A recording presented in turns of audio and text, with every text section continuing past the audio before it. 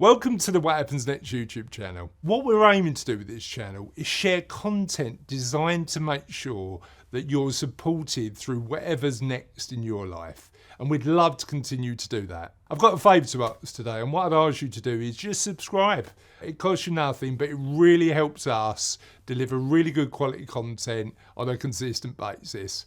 Thank you, and let's go on to the interview. What was the next step on that journey where you sort of rediscovered a bit of purpose?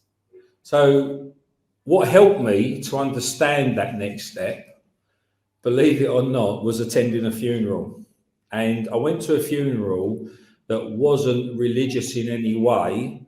And there was a guy at the front that just spoke this poem beautifully. And it wasn't the date that you enter the world, and it's not the date that you leave the world. It's the dash in between. Yeah. And it really got me. Hold on a minute. I've got this gift. I've actually got time on my hands right now. What do I need to do for this to fulfill me and to be of purpose to me and to people around me? Yeah. And I phoned up my coach, Ken, and went, I'm going to become a coach. It was fantastic.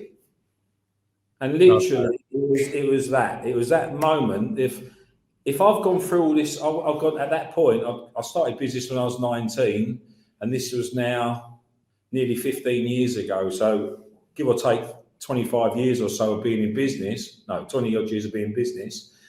And I just thought, what can I do to make a difference so nobody has to go on that roller coaster ride, doing all the hours under the sun?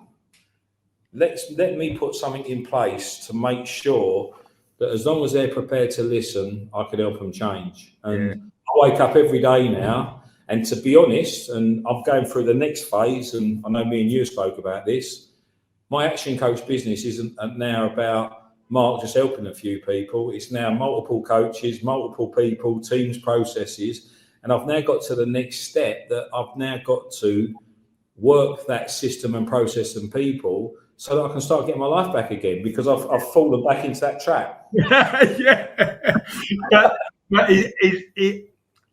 Like that balance, I actually think we need a bit of challenge in our life to make sure that we're in a position where we've got that push-pull. But what you said was really interesting, because I think the game changes when you start to get older. So I'm 46. Yeah. I said to Catsy the other day, if we just carried on doing what we're doing, we'd be all right. You know, financially, the game's not about the money anymore for me, because we know we're going to be okay. And I was thinking the other day, if it's not about that, what's it about? And I think I said to you before, and I don't know if I've told you this bit, but I said to you before, I'm journaling at the minute. I've started to journal every morning and every night and reviewing it and stuff like that, about sort of looking at my own life, my own habits, and seeing how I can improve it. And the question that I put in my journal in the morning is, what positive impact are you going to have today?